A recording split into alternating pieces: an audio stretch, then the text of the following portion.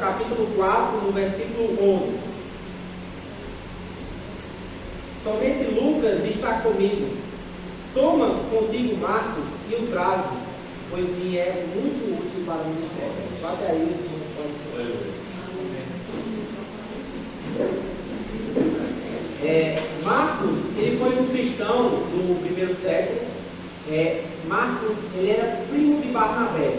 Barnabé foi um dos apóstolos que, juntamente com Paulo, propagaram o evangelho. Ele foi cooperador dos apóstolos e também ele é autor do evangelho que leva o seu nome, como a gente conhece, Mateus, Marcos, Lucas e João. Apesar dele não ser citado no evangelho de Marcos, ele não cita o nome dele, mas, segundo a tradição cristã, dizem que o autor foi ele que escreveu. Marcos, ele é mencionado também no livro de Atos dos Apóstolos e nas cartas apostólicas. O nome de Marcos, que a gente conhece como Marcos, alguns acham até que ele era apóstolo de Jesus, que andou no tempo com Jesus, mas não. Provavelmente Marcos, no tempo de Jesus, ele era um garoto, 12, 13 anos, provavelmente nessa faixa. Mas o nome dele real era João Marcos. O nome João, que em hebraico significa Yohanan, que significa Javé mostrou graça. Deus mostrou graça. Mas assim como muitos judeus da época, ele assumiu o sobrenome latino. Isso era um costume antigo de assumir o sobrenome latino, romano. Por exemplo, como Pedro. O primeiro nome dele era Simão, mas chamava de Pedro. E ele assumiu o nome de Marcos, que significa um grande martelo. E Marcos, ele era um judeu que provavelmente ele era nativo de Jerusalém, porque ele era primo de Barnabé, e Barnabé era de Jerusalém. A mãe de Marcos se chama Maria de Jerusalém. Então tudo leva a entender que Marcos era de Jerusalém, era nativo de Jerusalém. Foi companheiro de viagem do apóstolo Paulo. O pai de Marcos, ele não é citado nenhuma vez na Bíblia, nenhuma vez. Provavelmente em Atos dos Apóstolos, onde vai citar a casa de Marcos, era uma casa muito importante, a casa de Marcos, porque era onde a igreja se reunia. A igreja no primeiro século, depois da descida do Espírito Santo, começou a se reunir nos lares, e um desses lares era a casa de Marcos. Então era uma casa muito importante, porque era muito grande, muito espaçosa. E provavelmente a mãe de Marcos já fosse viúva. Em Atos, segundo os relatos do livro de Atos, ela fosse viúva, porque não é citado o nome de Maria. E aparentemente João Marcos, ele pertencia a uma família que tinha dinheiro. Então, ele era de Jerusalém, ele era de uma família que tinha dinheiro, porque lá em Atos vai dizer que Barnabé, que tinha um campo, ele vem e entrega aos pés dos apóstolos. E como a casa deles era espaçosa para caber muitos discípulos que iam orar, que iam se reunir para adorar o Senhor, e que tinha ainda serva, segundo o relato lá de Atos, dá a entender que era uma família boa de vida. Marcos era uma pessoa boa de vida, era de Jerusalém. E a tradição da igreja cristã diz que, é uma tradição antiga, diz que provavelmente, a casa de Marcos é a casa onde tem a ceia do Senhor. Porque a tradição cristã diz que antes, quando Jesus está indo a caminho de Jerusalém, ele manda os discípulos pegarem um jumentinho e ele diz assim, está escrito lá em Lucas. Lá em Lucas vai dizer que ele manda pegar um jumentinho e diz que lá teria um homem com um cântaro na cabeça. E diz, olha, vai o Senhor preceder. Então alguns acreditam que ali era o pai de Marcos, ainda vivo. E que o cenáculo que cabia ali, que era grande o suficiente para caber os discípulos, seria a casa dos pais de Marcos. Então, provavelmente isso é um indício muito forte na história da igreja, que acreditam que lá, onde a última ceia, onde o Senhor ceiou com os discípulos, era a casa de Marcos. Então Marcos era um jovem que sempre foi rodeado por apóstolos, ele ouviu os ensinamentos de Jesus, ele provavelmente ali conhecia todo mundo. Quem você falasse conhecia Marcos. Talvez ele dissesse hoje para nós: eu conheço todo mundo, eu conheço Pedro, João. Pedro vem aqui direto pregar. Quem quer pregar hoje? Ah, é Pedro. Quem quer pregar hoje? É João. Então a casa de Marcos era uma casa muito, muito próxima ao cristianismo. Ele ouviu muito disso. Então foi um jovem que, digamos que nasceu em um berço cristão. Ele era de um berço cristão. Depois da descida do Espírito Santo, depois que o Espírito Santo vem, desce, os apóstolos são possuídos, recebem o poder do Espírito Santo, a igreja começa a crescer, a igreja começa a se espalhar, pessoas começam a ser batizadas, pessoas começam a ser regeneradas e começa a se reunir nos lares. A igreja ela começa a se expandir e crescer. E uma dessas locais que já mencionei era a casa de Marcos. A igreja sempre se reunia lá. E provavelmente também, para você entender a importância da família de Marcos, provavelmente onde os discípulos estavam reunidos, porque a Bíblia vai dizer que todos estavam reunidos, assentados. Então, se eles estavam assentados, a casa era grande para caber todo mundo. E que casa grande seria essa? Segundo os relatos, a casa de Marcos. Então, provavelmente, onde o Espírito Santo desce, também seria na casa lá de Marcos. E o Espírito Santo, além da gente considerar essas afirmações, como eu falei, a casa de Marcos era uma casa importante, foi uma casa muito importante. Lá onde foi a primeira ceia, lá onde foi a descida do Espírito Santo, provavelmente, segundo os relatos históricos. Então Marcos ele foi um jovem que foi muito rodeado por isso. Ele viu os milagres, provavelmente era garoto, mas ali ele viu os milagres de Jesus.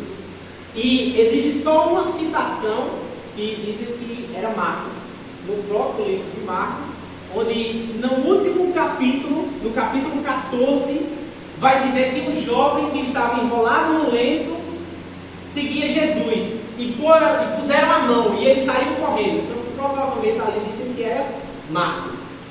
Então Marcos provavelmente viu os milagres de Jesus, era rodeado pelos apóstolos, viu o poder do Espírito Santo. Ele provavelmente, futuramente, teria algum cargo no ministério. É o que vemos muito em famílias cristãs, o berço cristão. E hoje temos um empenho em criar nossos filhos na presença de Deus, ensinar nossos filhos o caminho que se deve andar, ensinar a eles a amar o Senhor. E Marcos viu isso de perto. Ele viu tudo isso. Ele pode contemplar com os seus olhos o que muitos hoje queriam contemplar. Ver os milagres, ver pessoas se arrependendo, ver a pregação poderosíssima de Pedro. E ele cresce nesse ambiente. E lá em Atos 9, depois que a igreja ela começa a crescer, começa a se expandir, os lares começam a ser reunidos, e um lar muito importante seria a casa de Marcos. Surge alguém na história chamado Saulo, que conhecemos por Paulo.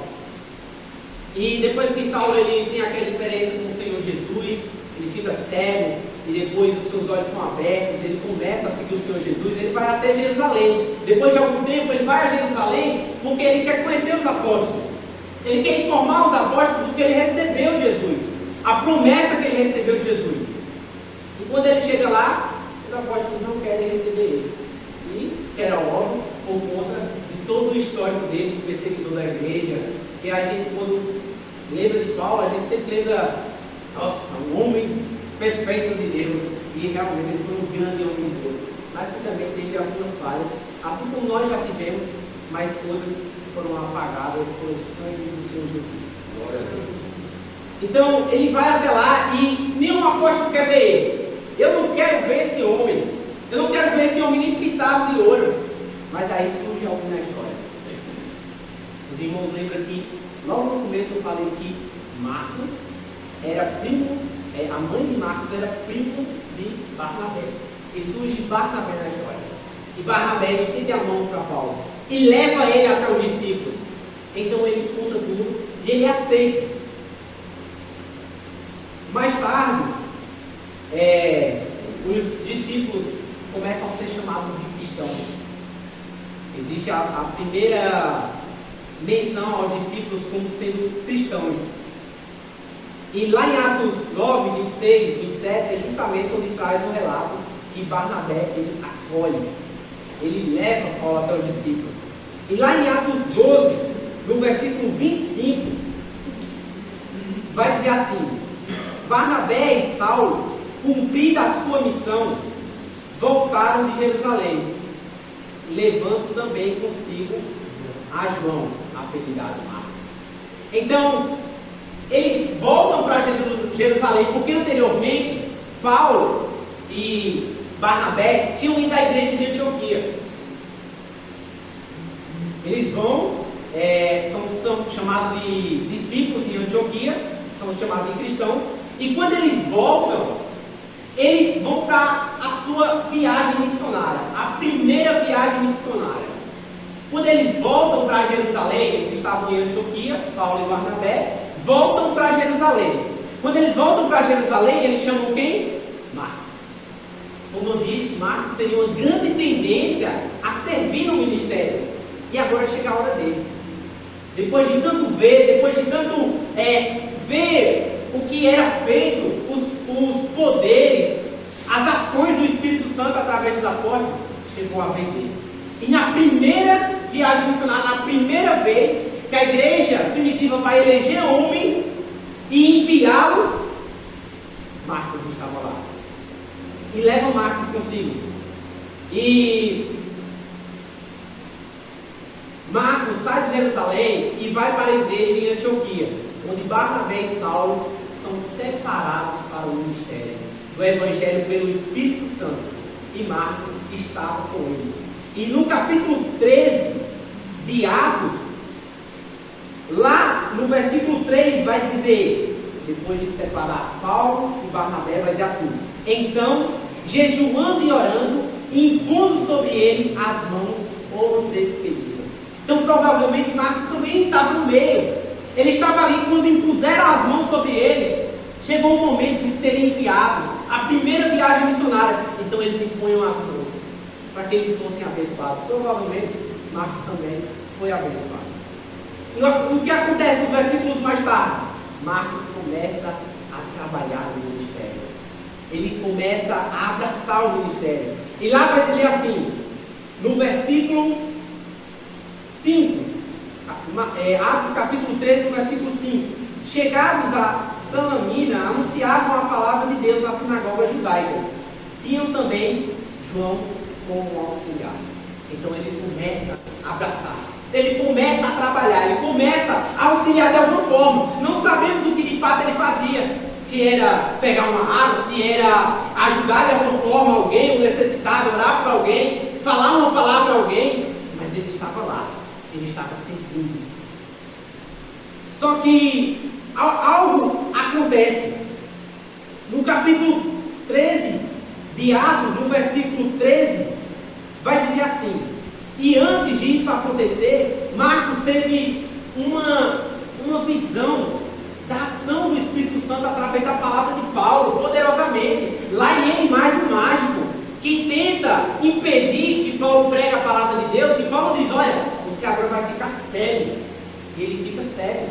Então ele vê tudo isso. Só que um versículo depois vai dizer assim: e navegando de Pafos, Paulo e seus companheiros dirigiam-se a Perge da Panfilha. João, porém, apartando-se deles, voltou para Jerusalém. Então Marcos, que cresceu ali no berço cristão, que cresce ali vendo tudo isso, ele abraça. No começo ele abraça, no começo ele quer servir, ele quer auxiliar, ele está naquela fase do primeiro amor que quer fazer com unhas e dentes. Só que chega algum momento que por algum motivo ele abandona. Ele deixa os dois apóstolos na mão. Só ele se dividiu, provavelmente o outro estava no meio, que era o escritor. Mas ele abandona eles. Ele deixa eles na mão. E Paulo, com certeza, nitidamente, pelos relatos que se seguem, reprovou totalmente esse comportamento de Marcos. E a palavra aqui, que se diz apartando-se, porque todos nós sabemos que a Bíblia, ela deriva do grego. Deriva-se do grego e depois as suas traduções vieram vindo. E a palavra grega para aqui é apochoreu, que significa ir embora ou voltar-se atrás. Essa palavra que é citada aqui, ela só é mencionada 3 vezes apenas na Bíblia. 3 vezes. Uma passagem em Lucas e outra passagem em Mateus, capítulo 7, versículo 23, onde Jesus está dizendo assim: apartai-vos de mim, eu nunca vos conheci. Então ela é só citada nesses 3. E isso é nos dá uma grande percepção para entender o que foi isso. Ele rejeitou. Porque dá a entender o sentimento de rejeição. Ele rejeita o ministério. Ele volta atrás. Ele retrocede. Ele falha. Na primeira viagem missionária, a primeira vez, começa a auxiliar, começa a querer fazer para o ministério. Só que chega um momento que ele abre mão. Ele diz: isso não é para mim. Eu não quero isso. Ele rejeita o ministério evangelístico. Ele falha com Barnabé, falha com Saulo e também ele acaba falhando com Cristo. Porque havia uma missão que diz: ide com todo mundo e pregai o evangelho. E ele estava lá. E ele retrocede, e ele volta atrás. Talvez ele voltou para o conforto. Jerusalém era a casa dele. Jerusalém era onde tinha um conforto. É onde ele estava rodeado de pessoas. É onde não havia perseguição. É onde não havia luta. É onde não havia fome. Ele volta, ele retrocede.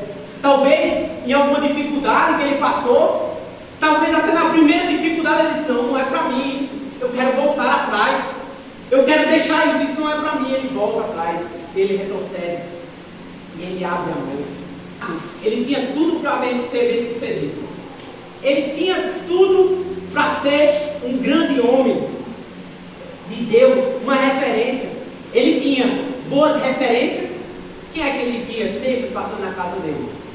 Ele viu Jesus, ele viu João, Pedro, Tiago, Filipe e entre tantos outros homens de Deus. Ele tinha ótimos contatos. Quem você falasse conhecia ele. Pedro, tu conhece Marcos? Conhece. Está aqui de casa. Ele tinha respeito. Ele era muito respeitado pelos trabalhos que fazia. Ele tinha relevância. Mas por algum motivo ele retrocede. E a verdade é que não sabemos o porquê ele abandonou. O porquê ele voltou atrás. E talvez também em alguns momentos nós podemos se encontrar assim como Marcos, voltando atrás, largando mão do arado, largando mão da obra, largando mão do ministério que Cristo nos confiou. Há uma obra no corpo de Cristo para cada um de nós. A seara é grande, poucos são ceifeiros. A seara está precisando de trabalhadores e Cristo conta conosco. Na obra do Senhor não faltará serviço para você, e a recompensa é grande, é inimaginável. Ajuda do Senhor. Glória a Deus. Talvez em algum momento a gente também retrocedeu. Começou em algum projeto, começou em alguma caminhada. Talvez anteriormente abraçou o ministério de alguma forma que eu vou servir. Agora eu vou dar o meu máximo, eu vou dar o meu melhor, seja para o meu próximo, seja para o meu irmão, seja para a congregação. Eu vou auxiliar, eu vou tentar fazer o meu melhor, mas em algum momento falhamos. E todos nós podemos passar por isso. Em algum momento nós retrocedemos, nós voltamos ao conforto. E como eu disse, não sabemos, não se sabe, ninguém sabe dizer qual foi o motivo. Mas uma coisa eu sei: Deus conhece. Talvez ninguém conheça o motivo de que em algum momento você retrocedeu, que em algum momento você falhou. Talvez ninguém conheça, mas Deus conhece. E eu quero dizer que se por algum momento, ou em algum momento da sua vida, você largou a mão do arado, Deus sabe o motivo. Deus conhece o motivo. E mesmo se você falhou, você ainda é útil para a obra de Deus. Deus ainda quer você. trabalho na obra para nós. A recompensa é maravilhosa. Oh, glória a Deus. Aleluia. E depois disso, depois dele voltar atrás, dele deixar, um capítulo depois do capítulo 14, no versículo 14 vai dizer assim: porém, ouvindo isto, os apóstolos Barnabé e Paulo, eles ainda não haviam sido chamados de apóstolos. Paulo e Barnabé, aqui talvez, e eu não consigo saber ao certo, mas talvez aqui é a única menção de que diz Paulo e Barnabé apóstolos. Um capítulo depois, um capítulo só depois, eles foram chamados de apóstolos. Um capítulo só. Talvez se Marcos tivesse permanecido firme, porque coisas aconteceram depois aqui, perseguições, apedrejamento, mas eles se manteram firmes e eles receberam o título de apóstolos. Talvez, se ele tivesse permanecido firme, ele poderia encontrar-se nesse meio. O que separou ele de ter esse nome, talvez não significa nada, mas a relevância para a obra de Deus, o que separou ele foi um capítulo. Talvez um capítulo nos separou de receber uma bênção do Senhor, nos separou de receber algo da parte de Deus, algo que mudará a nossa história, algo que talvez iria mudar o curso da nossa história. Um capítulo só, e ele volta atrás, e ele retrocede. E é bem verdade que talvez também podemos falhar assim, em algum momento na obra, talvez em nosso coração haja vontade de correr atrás, porque as coisas de Deus, a obra, o ministério de Deus, é sempre às vezes pesada para nós, mas ela não é pesada, mas ela não é difícil, se você crê que com você está o Senhor Todo-Poderoso, porque Ele disse: o que pedires em meu nome, isso dá-se-vos-á, vocês receberão para a glória do meu Pai. Não peçam coisas terrenas, mas peçam aquilo que glorifica a Deus, e vocês receberão aquilo que glorifica a Deus, e Cristo vai ser glorificado através dos nossos corpos, a nossa vida vai glorificar a Ele. Aleluia. Devemos glorificar a Ele. Talvez seja um dos maiores propósitos da nossa vida nessa terra. Não é ter um carro, uma casa grande, porque de nada isso vale. Talvez não restou pedra sobre pedra. A grande casa que ele tinha, não restou pedra sobre pedra. Mas há uma palavra que resistiu. Há uma palavra que perdura até hoje. Uma palavra viva. Há uma obra para nós. Há uma obra no ministério. E se alguma vez você falhou, se alguma vez você retrocedeu, há uma obra para você. E o Senhor quer estender a mão para você. E depois de eles passarem tudo isso, depois de apenas um capítulo separar ele de receber isso, de receber essa relevância, lá no capítulo 15, no versículo 36,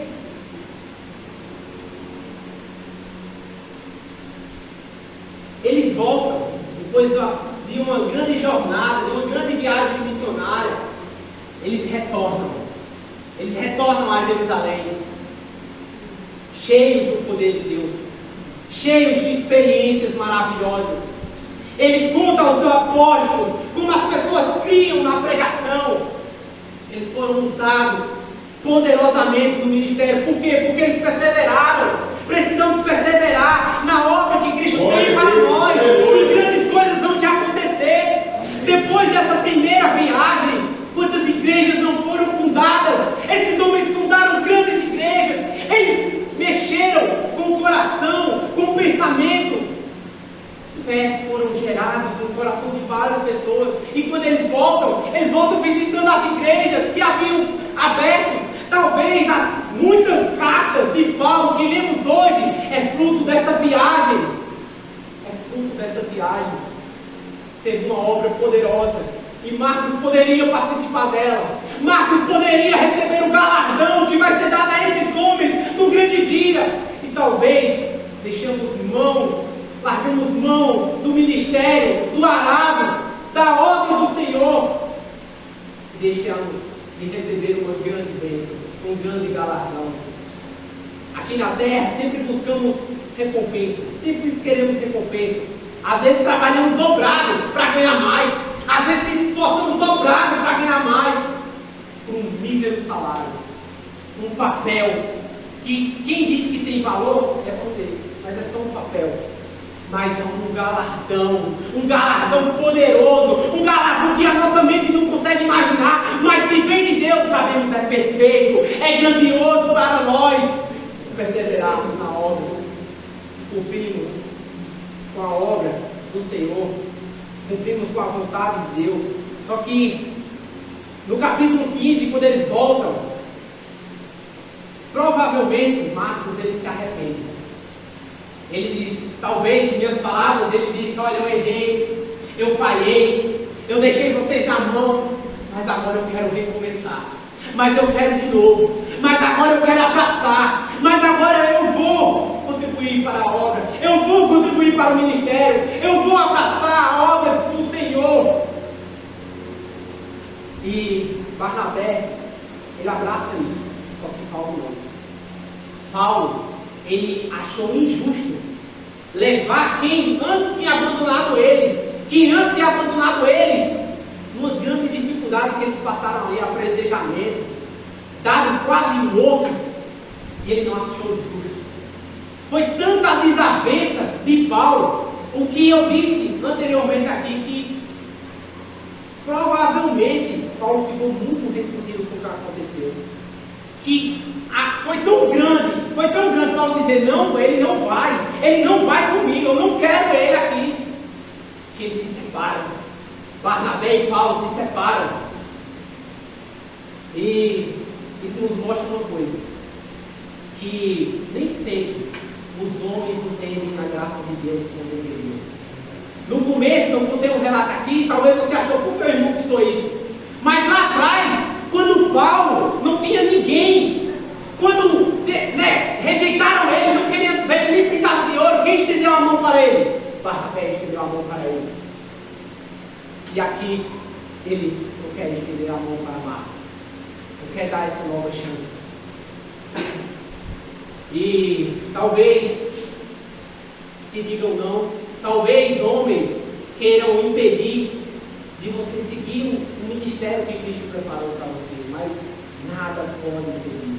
E não há rejeição na obra do Senhor, não há rejeição, há sempre uma obra, há sempre um trabalho no corpo de Cristo, e todos nós somos importantes, cada um de nós somos importantes no corpo de Cristo. Há vidas que serão salvas através do nosso testemunho, daquilo que Cristo quer fazer através da nossa vida. Que o seu nome seja glorificado. Haverá sempre espaço na obra de Cristo, mesmo se você falhou, mesmo se você errou, mesmo se em algum momento você retrocedeu. Ele te diz: ainda eu te quero. Minha mão ainda é estendida para você, mesmo se você falhou lá atrás, mesmo se você fez besteira lá atrás. Se você sabe de Deus, abraça, eu te abraçarei. Mesmo se você errou, mesmo se você falhou, a graça, mesmo na falha, a graça no nível máximo, há para nós. E Barnabé, ele não estava disposto a abrir mão da companhia de Marcos, e eles acabam se separando. Há sempre o Barnabé a estender a mão, mesmo quando você se arrepender, quando você crer, o Senhor sempre enviará Barnabé, sempre enviará alguém para te estender a mão, para dizer: ei, Deus está contigo, creia, apenas faça, apenas se posicione, apenas se disponha, e o resto eu farei por você. Há uma obra que é incapaz de nós fazermos, é incapaz de nós mudarmos a visão de alguém, é incapaz, por mais frases e palavras que digamos, é incapaz que pelos nossos esforços alguém mude de direção. Mas há uma obra poderosa a ser realizada através de nós, que vem de Cristo, para salvar almas. E nessa segunda viagem, eles se desentendem. Eles acabam separando. Mas sabe o que é mais interessante? É que até na briga dos crentes, o Senhor ainda usa isso para glorificar o nome dele. Porque mesmo separando, formou duas equipes. Agora multiplicou. O que antes seria só um pouco junto, agora multiplicou. Mesmo assim, o Senhor, ele nada foge do controle dele. Não sei a situação que em algum momento nós passamos, achando que o Senhor perdeu o controle, achando que a nossa falha, porque talvez em algum momento falhamos, e talvez entendemos que não, o Senhor não vai me perdoar, não o que eu fiz lá atrás, o Senhor não vai me perdoar. A graça no nível mais máximo para você, se você crer e se arrepender e abraçar a obra do Senhor para a tua vida. A graça do Senhor para nós no nível mais alto. E nessa segunda viagem há duas equipes se dividem para que o reino seja pregado. A verdade é que muito temos hoje das cartas de Paulo, sabemos muitas coisas de Colossenses, Filipenses, grandes cartas, poderosas, mas só temos ela porque Lucas estava com eles. Lucas estava escrevendo o tempo todo junto com eles. Nessa segunda viagem, em que Marcos sai com Barnabé, grandes coisas, eu creio que grandes coisas ocorreram, e só não tem escritas, porque não havia Lucas com eles. Mas eu creio que houve milagres, eu creio que houve restaurações, que houve mover do Espírito Santo. E apesar da gente não ter nenhuma informação sobre esse período em que Marcos acompanhou Barnabé, uma coisa é certa: Marcos, ele volta atrás, mas aos pés de Cristo, e abraça o ministério. E ele é bem discipulado, sabe por quê? Porque nas cartas que se seguem depois de Atos, o relato que é dentro de Marcos é algo maravilhoso. E lá na frente acontece o que nós vemos no início.